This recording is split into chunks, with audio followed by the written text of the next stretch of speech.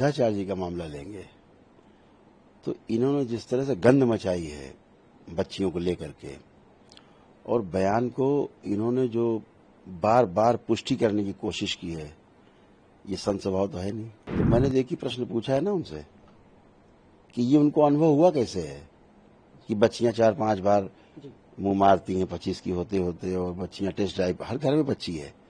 आप सब पे प्रश्न खड़ा कर रहे हो, ये उनको अनुभव कैसे हुआ कि बच्चियां 4 जगह मुंह मारती हैं, 5 जगह, और टेस्ट ड्राइव करती हैं।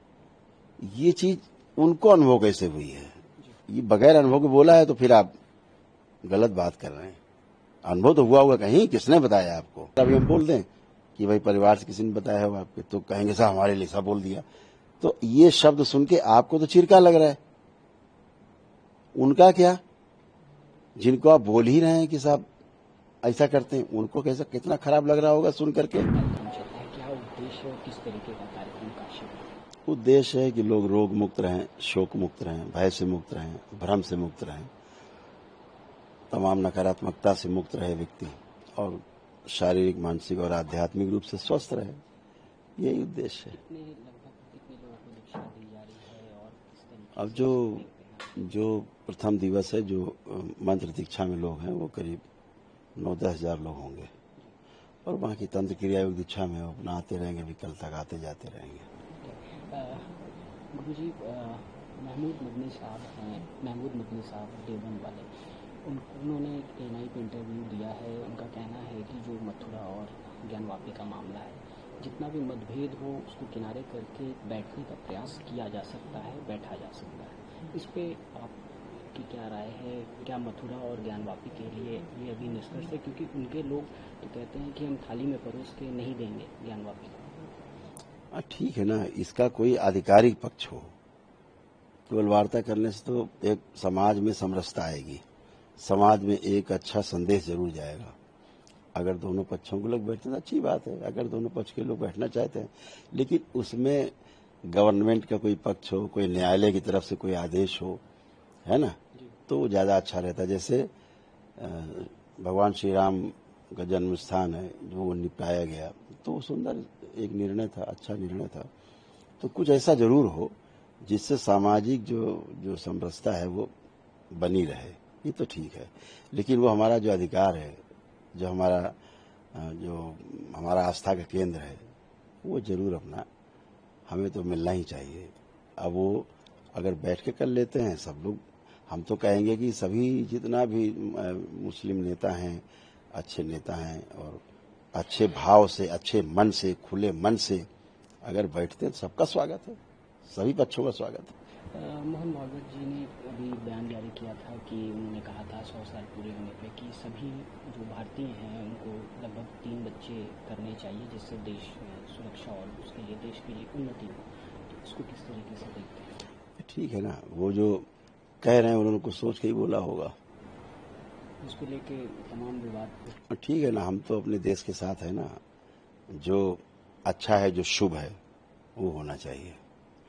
बच्चे 1 हो चाहे 2 हों, और 3 भी अगर हो गए हैं तो उनके लालन पालन की जिम्मेदारी बनती है, अच्छी शिक्षा दे पाए, अच्छे संस्कार दे पाए, अच्छी शिक्षा संस्कार दे करके भारत का अच्छा नागरिक बना सके। अगर ये जिम्मेदारी है तो 3 करने में भी कोई आपत्ति नहीं है। अभी तो 2 में लोगों को समस्या हुई जा रही है। एक आखिरी सवाल ये है कि अभी प्रेमानंद महाराज जी का भी एक कंट्रोवर्सी आया था, जिसको उन्होंने कहा तो सही था, लेकिन लोग उसको गलत ले लिए, लड़कियों के प्रति उन्होंने जो कहा गया। साथ ही अनिरुद्धाचार्य महाराज जी को भी माफ़ी मांगने के लिए बोला गया। इस बयान को किस तरीके से लेते हैं, जो लड़कियों के लिए उन्होंने कहा था? कि देखो, संत स्वभाव है कि अगर प्रसंगवश कोई बात निकल ही जाती है विरोधाभास में कभी कभी, तो ऐसा नहीं कि कोई भगवान बन के बैठा है तो जो बोलेगा उसके अलावा कुछ नहीं बोल पाएगा, सत्य है वही अटल सत्य, ऐसा तो है नहीं। प्रसंगवश कभी कभी कोई बात कह देता है, तो अगर समाज को वो बात बुरी लगती है, ठीक, तो वह उन शब्दों को वापस ले लेते हैं। प्रेमानंद जी महाराज जी ने वही किया, ना तो उस बात पे अपनी बल दिया और अपने शब्दों को उन्होंने किनारे कर दिया, ठीक है। लेकिन अगर आप अनिरुद्धाचार्य जी का मामला लेंगे तो इन्होंने जिस तरह से गंध मचाई है बच्चियों को लेकर के, और बयान को इन्होंने जो बार बार पुष्टि करने की कोशिश की है, ये संत स्वभाव तो है नहीं, ये अहंकार है।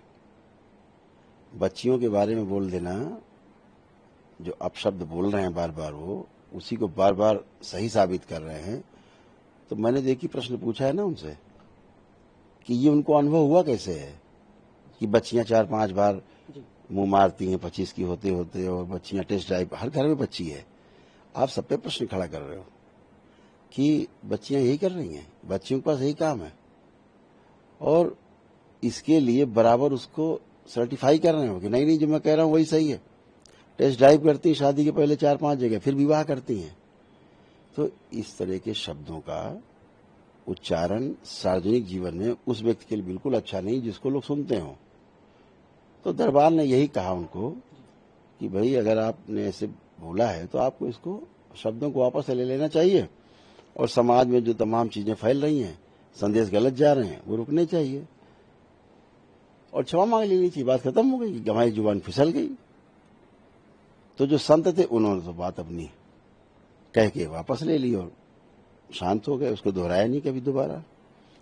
लेकिन ये दोहराया ही चले जा रहे हैं हर चैनल पे।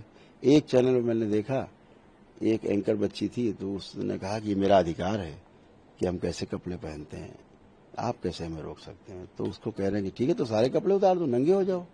अब ये तो भाषा नहीं हुई, ये तो बहुत दुस्साहस की बात है कि आप इस तरह की भाषा का प्रयोग, आप व्यास गद्दी पे आप बैठने को कहते हो, अपने बैठते हैं।